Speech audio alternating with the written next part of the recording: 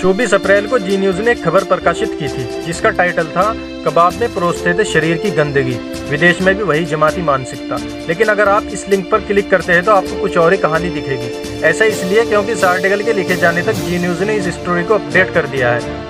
Article को edit किए जाने से पहले इसकी शुरुआत में लिखा था, मजहबी कट्टरपंथ वाली मानसिकता से कहां तक बचेंगे। भारत ही नहीं, विश्व भर में इस तरह की मानसिकता फैली हुई है। ब्रिटेन में 2 युवक मोहम्मद अब्दुल बासित और अमजद भट्टी अपने होटल में आए गैर धर्म के लोगों को इंसानी शरीर की गंदगी खिलाते थे। फेसबुक के इस पोस्ट को 11,000 से ज्यादा शेयर मिले। इसे शेयर करते हुए लिखा गया है, गैर धर्म के लोगों के साथ करते थे नीच हरकत। इस आर्टिकल में आगे लिखा था, यहाँ एक रेस्टोरेंट के मालिक मोहम्मद अब्दुल बासित और अमजद भट्टी थे।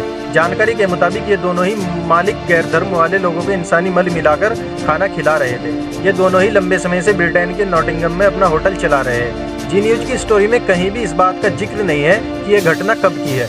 वेबसाइट MSN.com जो अलग अलग संस्थानों के आर्टिकल रिपब्लिश करती है, वहां जी न्यूज का ये आर्टिकल अभी भी पढ़ा जा सकता है। इस खबर का एक स्क्रीनशॉट आप नीचे देख सकते हैं। जी न्यूज ने लिखा था कि होटल में 2 तरह का खाना बनता था और ये लोग अपने धर्म को छोड़कर बाकी लोगों को मानवमत वाला खाना खिलाते थे।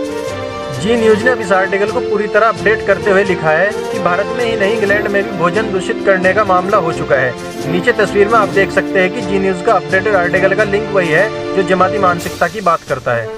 21 अप्रैल से एक वायरल मैसेज के आधार पर जी न्यूज ने खबर प्रकाशित कर दी। हालांकि वायरल हो रहे मैसेज में डेली मेल की एक खबर का लिंक भी दिया गया है, लेकिन जी न्यूज ने वो मिस कर दिया। इसलिए शायद पहले की स्टोरी में कहीं भी सोर्स की जानकारी या घटना कब की है ये नहीं बताया गया था।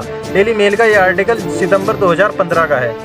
आज हम फैक्ट चेक में हम इन 2 दावों की पड़ताल करेंगे कि क्या खाने में गंदगी किसी धर्म को ध्यान में रखकर मिलाई जाती थी, क्या सच में खाने में मानवमल मिलाया जाता था। डेली मेल की इस खबर का हवाला दिया जा रहा है, उसमें कहीं नहीं लिखा गया है कि ये लोग दूसरे धर्म के लोगों को गंदा खाना दे रहे थे। हमने पाया कि सितंबर 2015 में इस मामले पर BBC द गार्जियन ने भी खबर प्रकाशित की थी। इन दोनों ही आर्टिकल में कहीं भी धर्म का जिक्र तक नहीं है। इस तरह पहला दावा गलत साबित होता है। अब दूसरे दावे की बात करते हैं। डेली मेल की खबर के मुताबिक कबाब की दुकान के 2 मालिक अब्दुल बासित और अमजद भट्टी को मुआवजे के रूप में 28,000 देने पर आरोप था कि उन्होंने अपने लगभग 150 ग्राहकों को मानव मल से दूषित खाना खिलाकर बीमार कर दिया। उन्हें 4 महीने की जेल की सजा भी सुनाई गई और 12 महीने के लिए निलंबित भी कर दिया गया। इसी आर्टिकल में यह भी लिखा है कि इंस्पेक्टर ने जांच में पाया कि इस होटल में काम करने वाले वर्कर्स की साफ सफाई का तरीका ठीक नहीं था। साथ ही ये भी बताया गया कि 2014 में वहां स्वच्छता का ध्यान रखने का स्तर बहुत कम था। इस आर्टिकल में कहीं भी ये नहीं लिखा है कि ऐसा जानबूझकर किया गया था। द गार्डियन की रिपोर्ट में बताया गया है, इस मामले की जांच करने वाले बर्नार्ड थोरोगुड का कहना है कि यूरोप में ई कोली नाम के बैक्टीरिया से दूषित खाने का सिर्फ दूसरा मामला था। उन्होंने कहा कि यह बैक्टीरिया सिर्फ मानव मल से ही फैल सकता है, इसलिए शौचालय का उपयोग करने के बाद हाथ सही तरीके से नहीं धोना इसके प्रसार का कारण था। ये बैक्टीरिया खांसी से नहीं फैल सकता, इसका मतलब है कि शौच के बाद हाथ ठीक से नहीं धोया गया था।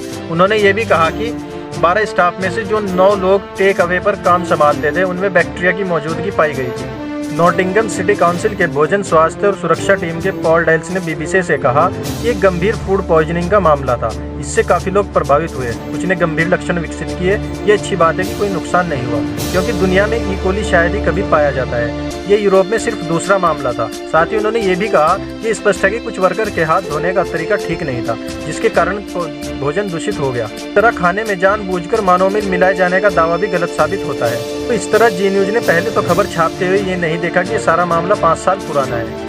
इस सब से आगे बढ़कर उन्होंने इसे सांप्रदायिक रंग दे डाला। बाद में बिना कोई स्पष्टीकरण दिए इसे अपडेट कर दिया कि ये पुरानी घटना है।